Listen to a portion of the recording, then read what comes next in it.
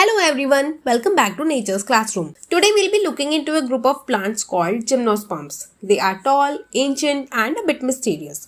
So what are Gymnosperms? Gymnosperms are the oldest group of seed-producing plants on earth. The term gymnosperm comes from the Greek words gymnos and sperma. Gymnos means naked and sperma means seed. So gymnosperms are naked seeds. No fruits, no covers, just seeds out in the open. They are seed-producing plants that do not form flowers or fruits because their seeds are not enclosed within a fruit. Instead, they are exposed in structures like cones. They include some of the tallest, oldest and most resilient plants known to science. They are mostly woody, perennial plants including trees and shrubs and are adapted to a wide range of habitats. Now let's discuss their structure. Dominant sporophyte. In gymnosperms, the dominant phase is the sporophyte, the large visible plant we all admire. As vascular plants, gymnosperms contain two conducting tissues, the xylem and the phloem. Roots. Most gymnosperms have taproots. Their roots have several modifications depending on the organisms with which they are associated. Some like Cycas have coralloid roots that host symbiotic associations with cyanobacteria such as nostoc or anabaena. These roots help in the fixation of atmospheric nitrogen into absorbable forms like ammonia. Gymnosperms' roots often form a partnership with fungi called mycorrhizae, where fungi help the plant absorb nutrients like nitrogen and phosphorus from the soil, and in return the plant gives the fungi sugars made through photosynthesis. Stem. Stem is usually woody, branched or unbranched. Unbranched stem can be seen in Cycas and branched can be seen in Pinus and Citrus. Leaves. They have two types of leaves, foliage and scaly leaves. Foliage leaves are tough, large, pinnate, needle-like or scale-like leaves and which are adapted to conserve water. They are perfect for harsh environments.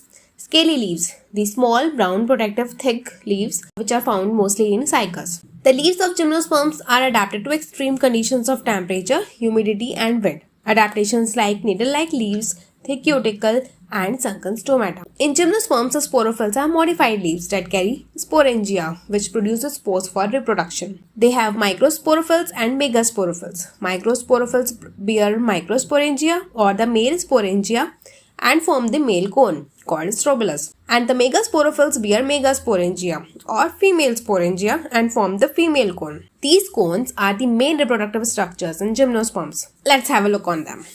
Male cones or the microsporangiate cones. Male cones are usually small and short-lived. Each cone has microsporophylls bearing microsporangia. Inside the microsporangia, the microspore mother cells undergo meiosis to produce the haploid microspores. Microspores develop into pollen grains. Female cones are large and woody. Each scale is a megasporophyll that bears two ovules on its upper surface. Inside each ovule is a megasporangium or the nucellus with a megasporocyte or the megaspore mother cell. The megasporocyte undergoes meiosis to form 4 megaspores, but only one survives and becomes the female gametophyte. Now, unlike angiosperms, gymnosperms rely on the wind for pollination. This is called anemophily. After pollination, the male cone releases millions of pollen grains into the air and the pollen grains land on the ovules of female cones. After pollination, the pollen grain germinates. It forms a pollen tube which grows towards the egg. Inside the pollen grain, there is one generative cell and the one tube cell. The generative cell divides to form two male gametes or the sperm cells. The surviving megaspore divides mitotically into a multicellular female gametophyte with archegonia at the micropilar end. Each archegonium contains a single egg cell. After months of development, the pollen tube reaches the archegonium. One male gamete fuses with the egg cell and forms a diploid zygote. The other male gamete degenerates, so there is no double fertilization here. As a result, a zygote is formed which will develop into an embryo. Now comes the final product, the seed, which is naked and exposed on the cone scale. The seed has several components called like the embryo, nutritive tissue and seed coat. Embryo is the baby sporophyte, nutritive tissue is from the female gametophyte and seed coat is derived from the integument of the ovule. But who is the giant and who is mini in the gymnosperm? The largest gymnosperm is the Sequadendron giganteum, commonly known as the giant sequoia, and the smallest gymnosperm is the Zamia pygmaea. It barely reaches 25 centimeters in height. Coming up next is angiosperms. Like, share and subscribe to Nature's Classroom if you found this video helpful. Stay tuned.